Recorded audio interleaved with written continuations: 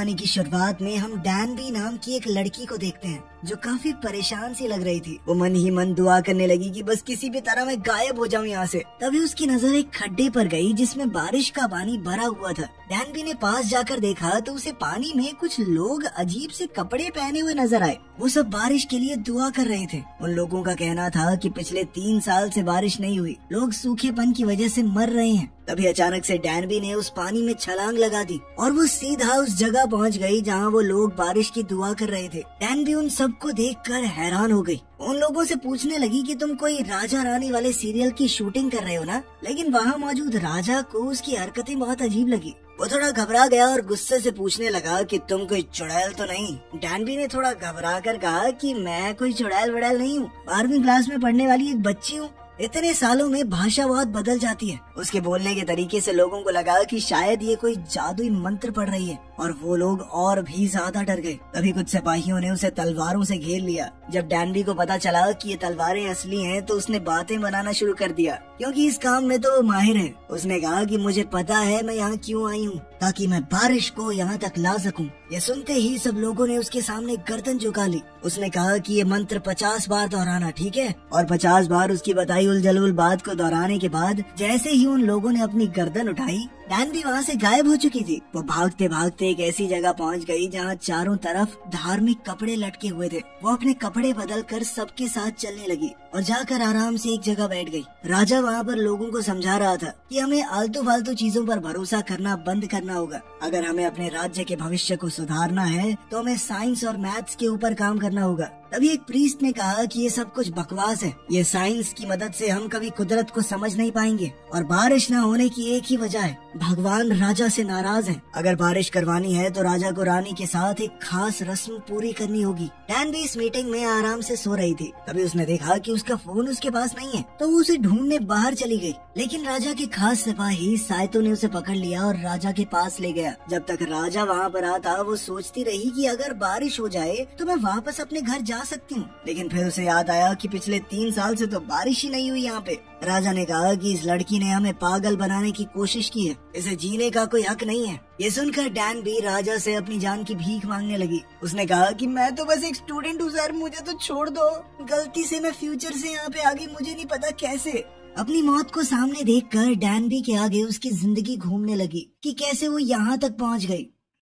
डैनबी 12वीं क्लास में पढ़ने वाली एक आम सी लड़की थी। अब बस कुछ ही दिन बचे थे जब वो यूनिवर्सिटी का एंट्रेंस एग्जाम देगी। लेकिन डैनबी बहुत ज्यादा कमजोर है मैथ्स में। वो जब भी मन लगा कि मैथ्स पढ़ने बैठती तो बस सो जाती। उसके मैथ्स के टीचर इस बात से बहुत परेशान थे। एक दिन मैथ्स टीचर ने उसे क्लास में खड़ा कर दिया और एक क्वेश्चन सॉल्व करने को कहा, लेकिन हर बार की तरह वो इस बार भी क्वेश्चन को सॉल्व नहीं कर पाई। टीचर ने गुस्से में उसे सबके सामने जलील किया। घर पहुँचने के बाद डैनबी एक अच्छे स्टूडेंट की तरह टीवी पर गाने लगाकर अपने फोन में गेम खेलने लगी। तभी उसकी माँ वहाँ आ गई और सबकी माँओं की तरह उस पर ताने कसते हुए बोली कि जैसे तुझे गाने याद है ना, ऐसे पढ़ाई तो याद नहीं होती। बिल्कुल अपने बाप पर गई है, एकदम नकारा। इसके बाद थोड़े और ताने कसने के बाद डैनबी की माँ सीरियल देखने बैठ गई। अपनी माँ का सीरियल देखना डैनबी को बिल्कुल पसंद नहीं था, इसीलिए वो कमरा छोड़कर अपने दोस्त से मिलने चली गई। लेकिन डैनबी के दोस्त ने भी उसे लेक्चर देते हुए कहा कि ये तुम्हारा आखिरी चांस है कॉलेज में एडमिशन लेने का। अगर तुम इस बार भी फेल हो गई तो तुम्हारा फ्यूचर बर्बाद है एकदम।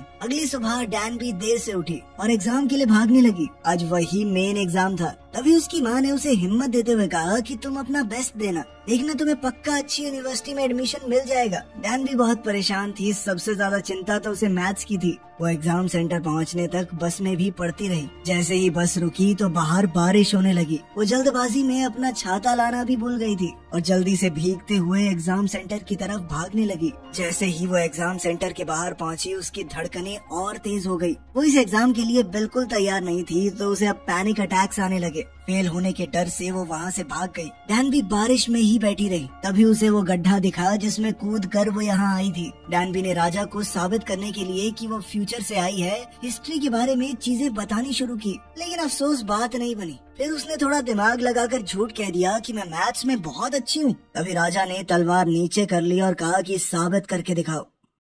राजा ने डैनबी को एक सवाल दिया हल करने के लिए। डैनबी की राइटिंग तो बहुत बेकार थी, लेकिन डायग्राम देखकर राजा समझ गया कि ये सही जवाब है और साथ ही सॉल्यूशन भी बहुत बढ़िया था। ये देखकर राजा का मुंह खुला का खुला रह गया। राजा ने कहा कि हमारे देश के बड़े से बड़े जीनियस भी इस प्रॉब्लम को सॉल्व करने के लिए 3 दिन लगाते हैं, तुमने 1 मिनट के अंदर कर दिया। इसके बाद तो सब लोग डैनबी को ऐसे देख रहे थे मानो वो कोई बहुत बड़ी जीनियस हो, जबकि जिस समय से डैनबी आई थी वहाँ तो वो एकदम नालायक थी, लेकिन इस समय में बाकी सब तो दूसरी क्लास की मैथ्स में फंसे पड़े हैं। अब राजा ने डैनबी को एक ऑफर दिया, अगर तुम हमारे लोगों को मैथ सिखाओ तो बदले में मैं तुम्हें घर भेजने का वादा करता हूँ। डैनबी के पास कोई चारा तो था नहीं, तो वो मान गई। उसका पहला स्टूडेंट खुद राजा है। साथ ही राजा ने उससे कहा कि अब से तुम्हें एक लड़का बन के यहाँ रहना होगा, क्योंकि तुम चाहे जिस मर्जी समय से आई हो, इस जमाने में लड़कियाँ टीचर नहीं होती। डैनबी ये जानकर चौंक गई कि राजा को काउंटिंग तक नहीं आती। डैनबी ने राजा को सिखाने की शुरुआत बेसिक्स से की, पहले नंबर, फिर प्लस माइनस मल्टीप्लाई वगैरह वगैरह। कुछ दिनों में राजा का मैथ्स का टेस्ट होने वाला था। दरअसल राजा ने एक दूसरे देश के आदमी से शर्त लगा रखी थी और वो कॉन्टेस्ट कुछ ही दिन में होने वाला था। राजा ने कहा कि अगर मैं हारा तो सजा तुम्हें मिलेगी। इसलिए डैनबी बेचारी डर के मारे राजा को पूरी लगन के साथ पढ़ा रही थी। ऊपर से साइतो पीछे बैठा प्यारी सी धुन बजा रहा था ताकि राजा का पढ़ाई में बेहतर ध्यान लगे। राजा को सीखने में बहुत टाइम लग रहा था, तो डैनबी ने गुस्सा होकर राजा के माथे पे थप्पड़ जड़ दिया, जिसके लिए साइतो ने तुरंत उसके ऊपर तलवार तान दी, क्योंकि राजा को तो बिना उनकी मर्जी के छूना ही बहुत बड़ा गुनाह था। उसने तो माथे पे चमाट दे दिया, मगर राजा ने उन्हें रोक दिया। साथ ही उसने रानी को आते हुए देखा और ये देखते ही राजा ने सारे मैथ्स के पेपर छुपा दिए और ऐसे एक्टिंग करने लगा कि वो म्यूजिक सीख रहा है। एक दिन खाना खाते वक्त राजा को महसूस हुआ कि डैनबी उसे काफी देर से देख रही है, तो उसने डैनबी को भी खाने के लिए न्योता दे दिया, लेकिन डैनबी को वो खाना पसंद नहीं आया। जब राजा ने कहा कि अच्छा तो है, क्या कमी है इसमें, तो डैनबी उसे अपने साथ किचन में ले गई और उसके पास एक पैकेट इंस्टेंट नूडल्स का पड़ा था। राजा को वो थोड़े ज्यादा मसालेदार लगे, लेकिन टेस्ट बहुत ही जबरदस्त था। जब डैनबी ने कहा कि मिर्च ज्यादा लग रही है तो पानी पी लो, तो राजा ने मना कर दिया और सुड़प सुड़प करके सारे नूडल साफ कर दिए। अगले दिन सब लोग राजा के चीखने की आवाजें सुन रहे थे। डैनबी जल्द ही राजा को देखने गई कि क्या हो गया इसे। उसने देखा कि राजा के चेहरे पर कुछ लिख कर लगाया गया था ताकि उसके ऊपर हुआ काला जादू टूट जाए। डैनबी ने ताबीज राजा के कान से हटाते हुए कहा कि देखो सर, आपका पेट खराब हुआ है ज्यादा मसालेदार नूडल्स खाने की वजह से। आपके पेट को आदत नहीं है उस सब की, काला जादू नहीं किया किसी ने, मसाले की वजह से बस थोड़ा स्टमक अपसेट है। राजा ने पूछा ये स्टमक क्या होता है, जिसके बाद डैनबी ने राजा को शरीर के अंगों के बारे में बताया कि यहाँ पर एक हार्ट होता है, यहाँ पर किडनी वगैरह वगैरह। साथ ही उसने राजा को हार्ट बीट सुनाने की कोशिश की, लेकिन राजा कहने लगा कि मुझे कुछ महसूस नहीं हो रहा। तो डैनबी ने राजा से कहा कि जिस दिन आपको किसी से प्यार होगा ना, तब दिल थोड़ा तेजी से धड़केगा, उस दिन आसानी से महसूस हो जाएगी। डैनबी के पास उस समय के लोगों के हिसाब से बहुत ज्यादा ज्ञान था। ये देखकर राजा बहुत इम्प्रेस हुआ। इसके बाद तो राजा ने कहा कि अब से तुम हमारे सारे स्कॉलर्स को पढ़ाओगी, सिर्फ मैथ नहीं बल्कि साइंस और खेती के बारे में भी। उस रात राजा ने उसे एक संतरा खाने को दिया, जिसके बाद डैनबी ने राजा का शुक्रिया अदा किया और फटाक से उसे खा गई। ये देखकर राजा को बहुत गुस्सा आया। उसने कहा कि ये फ्रूट तुम्हें 3 दिन में खाना चाहिए था, तुम्हें पता भी है ये फल कितना कीमती है, कदर नहीं है तुम्हें चीजों की। डैनबी ने जवाब दिया कि इतना ड्रामा करने की कोई जरूरत नहीं है, एक संतरा ही तो था, क्या बड़ी बात है इसमें। कुछ देर बाद वो दोनों महल में बॉल के साथ खेलने लगे। आज राजा बहुत सालों बाद इतनी देर भागे थे। एक दूसरे के साथ इतना समय बिताने से वो दोनों अब काफी करीब आ गए थे, यहाँ तक कि रानी को भी अब डैनबी से जलन होने लगी। राजा उसे मना ही रहा था कि तभी एक थकी हारी डैनबी के हाथ से बॉल गिर पड़ी और वो कुछ अजीब सा बर्ताव करते हुए नींद से चूर होकर नीचे गिर पड़ी। जैसे ही वो नींद से उठी तो उसने राजा से माफी मांगना शुरू कर दिया, लेकिन राजा ने कहा कि ऐसा कुछ नहीं हुआ, तुम सब भूल जाओ। इसके बाद वो दोनों सैर पर निकल गए। तब राजा ने उसे कहा कि अगर तुम इस मिशन में कामयाब हो गई तो हम तुम्हें अपने दरबार में अच्छे ओहदे पर रखेंगे और उपहार के तौर पर एक बेशकीमती घोड़ा भी देंगे। डैनबी ने कहा कि मुझे कुछ नहीं चाहिए, मैं पहली बारिश होते ही अपने घर लौट जाऊंगी। राजा ने कहा कि तब तक के लिए मुझे राजा मत समझो, हम दोनों बराबर हैं। लेकिन अगली ही रात एक भयानक हादसा हुआ। डैनबी को राजा का मजाक उड़ाने के जुर्म में हिरासत में ले लिया गया। वो लोग डैनबी को रस्सियों से बांधकर टॉर्चर करने लगे। सबको लग रहा था कि डैनबी एक लड़का है, लेकिन तभी राजा ने वहाँ आकर उसे छुड़ाया। उन्होंने कहा कि ये लड़का बहुत बड़ा जीनियस है, तुम सबका मिला दें, उससे ज्यादा दिमाग है इसके अंदर। जिसके बाद एक प्रीस्ट ने कहा कि अगर ऐसा है तो मैं खुद इसका टेस्ट लेना चाहूंगा। सुनो लड़के, तुम्हारे पास 2 हफ्ते हैं। अगर 2 हफ्तों में तुमने बारिश नहीं करवाई तो तुम्हारी जान ले लेंगे हम। लेकिन डैनबी ने हार नहीं मानी और दिन रात हर चीज का हिसाब लगाती रही। वो हवा में नमी का हिसाब लगाकर ये प्रेडिक्ट करना चाहती थी कि आखिर बारिश कब होगी। उसने देखा कि नमी ठीक ठाक हो चुकी है, जल्द ही बारिश होगी।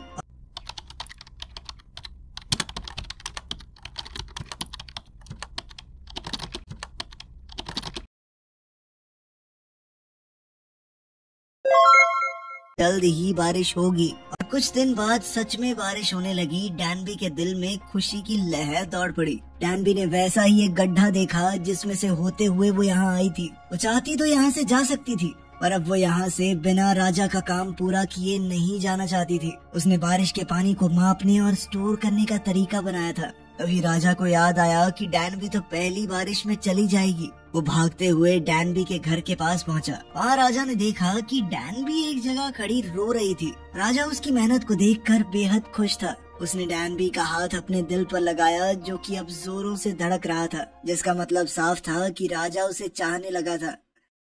दूसरी तरफ प्रीस्ट ने साइटो को अपने पास बुलाया और कहा कि उस स्कॉलर को मार दो, वो पक्का भविष्य से आया है। साइटो जल्द ही राजा और डैनबी के पास पहुंचा। उसने राजा को बता दिया कि महल में कुछ लोग डैनबी को मारना चाहते हैं। जिसके बाद राजा ने उसे डैनबी को लेकर जंगल में भेज दिया ताकि कुछ वक्त तक वो हमलावरों से बच सके। उधर महल में प्रीस्ट राजा को समझा रहा था कि उस लड़के ने तुम्हें जो कुछ भी सिखाया है वो सब भूल जाओ, हमें अपनी परंपराओं को मानना चाहिए, उस लड़के की फालतू बातों को नहीं। मगर राजा ने उसकी बात को अनसुना कर दिया और डैनबी को ढूंढने निकल पड़ा। जंगल में कुछ दूसरे हमलावरों ने साइटो और डैनबी को देख लिया। साइटो ने जल्दी से डैनबी को घोड़े पर भगा दिया और खुद उनका सामना करने के लिए रुक गया। डैनबी भागती रही और ऐसी जगह जाकर रुकी जहाँ से उसे आगे का रास्ता समझ नहीं आया। तभी उसे राजा की बात याद आई। राजा ने उसे एक बार बताया था कि सूरज उसी दिशा से निकलता है जहाँ उसे जाना है। तो वो सूरज की रोशनी को देखते हुए आगे बढ़ने लगी। राजा पहले ही वहाँ उसका इंतजार कर रहे थे। उस रात वो दोनों एकांत में बैठकर तारे देख रहे थे। डैनबी ने कहा कि फ्यूचर में हमें तारे थोड़े कम ही देखने को मिलते हैं, लेकिन राजा ने बात बदलते हुए कहा कि मैं तुम्हें पसंद करने लगा हूँ। मैं एक ऐसी भाषा बनाना चाहता हूँ जिसे सभी लोग आसानी से पढ़ लिख सके। तभी डैनबी को कुछ याद आया। उसने अपनी जेब से एक नोट निकाला। भविष्य में कोरिया के पैसों के नोट पर राजा की फोटो छपेगी। ये देखकर वो समझ गई कि राजा जिंदगी में कुछ तो बहुत बड़ा करने वाला है।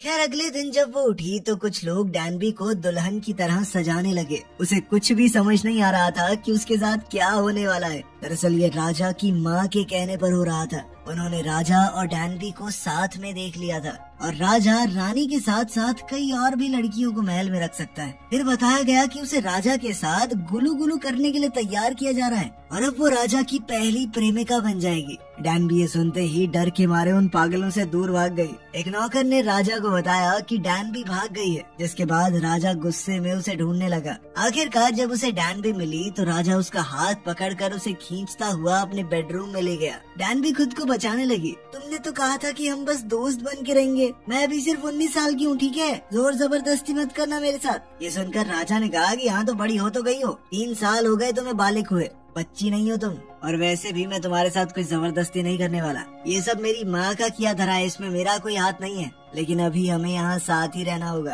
बाकी सब नजर रख रहे हैं कमरे पर। अगली सुबह डैनबी म्यूजिशियन से बात करने लगी। म्यूजिशियन ने उससे पूछा कि क्या अब भी तुम वापस फ्यूचर में जाना चाहती हो। डैनबी ने कोई जवाब नहीं दिया। वो बहुत परेशान लग रही थी। उसी रात उसने दिन और महीने गिनने का अपना नया सिस्टम देखा, जिसे बनाने में उसने भी मदद की थी। इसकी मदद से उन लोगों को दिन और महीनों की सटीक जानकारी मिलेगी। इसके बाद राजा डैनबी के पास आया और उसे कुछ दिखाने के लिए ले गया, जिस पर वो काफी दिनों से काम कर रहा था। राजा ने कुछ नए अक्षर बनाए थे जिन्हें समझ पाना आम लोगों के लिए भी काफी आसान रहेगा। वो ये नहीं चाहता था कि सिर्फ कुछ गिने चुने लोग ही पढ़े लिखे रहें। साथ ही उसने इस सब के लिए डैनबी का शुक्रिया अदा किया, अगर तुम ना होती तो मैं ये कभी नहीं कर पाता। जैसे ही दोनों हॉल के बीच में पहुँचे, राजा ने डैनबी को कुर्सी पर बैठा दिया और उसके बालों में शाही पिन लगाई। मान्यता ये थी कि अगर राजा किसी लड़की के बालों में ये लगा दे तो उसकी शादी हो जाती है राजा से। राजा ने डैनबी से पूछा कि क्या तुम पूरी जिंदगी मेरे साथ यहाँ रहोगी?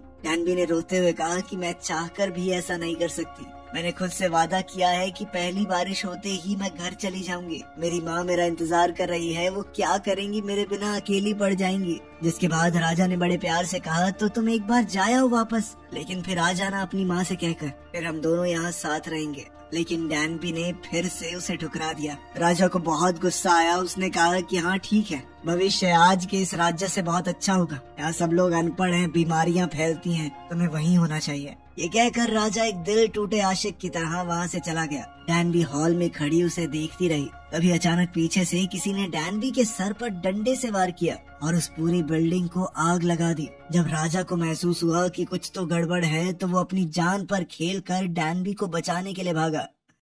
अगली सुबह राजा ने प्रीस्ट के ऊपर इल्जाम लगाया कि तुमने ही वो आग लगाई थी और डैनबी के ऊपर हमला किया, है ना? लेकिन प्रीस्ट कहने लगा, नहीं नहीं, मैंने कुछ नहीं किया। लेकिन उसके हाथों पर अभी भी धुएं और राख के निशान थे। ये दिखाते हुए राजा ने कहा कि तुम्हें तो गलत काम करने भी नहीं आते, क्यों कर रहे थे? साथ ही राजा ने डैनबी को बुलाकर ये पूछा कि क्या तुमने इसी आदमी की आवाज सुनी थी? डैनबी ने सर हिलाकर हाँ कहा। दरअसल डैनबी के बैग में एक किताब थी, उसने उसे चाकू से बचा लिया था। अब राजा गुस्से में प्रीस्ट के पास गया। तुम जानते थे कि ये सब मेरे लिए कितना मायने रखता है, फिर भी तुमने ऐसा क्यों किया? इस पर प्रीस्ट ने कहा कि अगर नई भाषा फैल गई तो युवा सोचने समझने लग जाएगा, वो अपना दिमाग लगाएंगे, हर तरफ अफरा तफरी मच जाएगी। मेरे राजा, आपको राज करना मुश्किल हो जाएगा। मुझे मरने का कोई डर नहीं है, मेरी जिंदगी राजगद्दी के लिए समर्पित है। इस पर राजा ने जवाब दिया कि चाहे तुम जितना मर्जी रोक लो, मैं लोगों को तो पढ़ना लिखना सिखा कर रहूंगा। छोटी सी जिंदगी है हमारी,